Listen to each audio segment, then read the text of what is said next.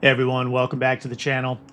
I had at last week's Grand Valley Dailies, I had an opportunity to race against Rodrigo Regalado, one of the world's fastest drivers from Peru. And I thought it'd be interesting just to show a comparison on his fastest lap to mine during the race to see what we could learn. So he was obviously well out in front, clean air. So I chose a lap where I had fallen behind, and I feel pretty comfortable that I wasn't getting any advantage from the slip. So let's check it out. Let's see what one of the world's best can teach us. Thanks for joining me.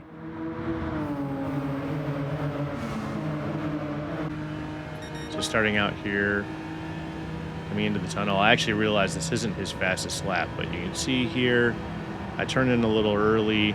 He just does a little tiny blip on the throttle. And then later on here, I got this better later where I didn't have to lift, but I lifted there.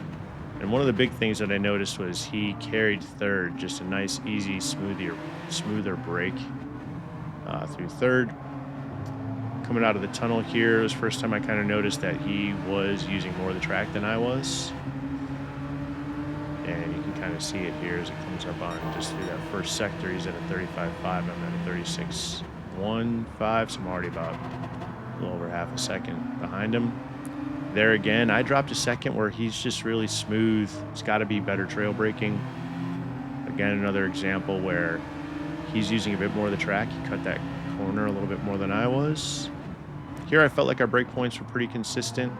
Again, here, he actually did take a bit of a tighter line. And the one thing I noticed, too, as he enters this little section here is he just does two quick blips of a throttle lift, whereas I was holding the throttle through the first part and then doing a larger lift. So that little quick dips. Here, I think I just went to full throttle. I had the line a little bit off, and I feel like I hit the throttle at the same time. I also noticed that I was heading in the wrong direction and lifted a bit, and I still went wide. And then here, I felt like we had pretty much matched this line and brake points through here, and then also on the throttle about the same time, and carrying it through to the end. So, looking at it, it's funny. There's not a whole lot of big things besides me running into the dirt. But look at that. A full 2 seconds slower. So, what have we learned? I think there's twice where I felt the need to downshift into second, where he just had a nice smoother, either he kept it in third or a much later downshift. So I feel like that's probably the lesson there, is just more finesse with the left foot and trail braking. Maybe doing a little bit more there before relying on the downshift to slow down. And then two, making sure that, besides just your acceleration points, but making sure you are using all the track. There were a couple times where he was just a little bit farther over, but it obviously put him in a better position for when he got on the throttle. And then three, just avoid going in the dirt. So,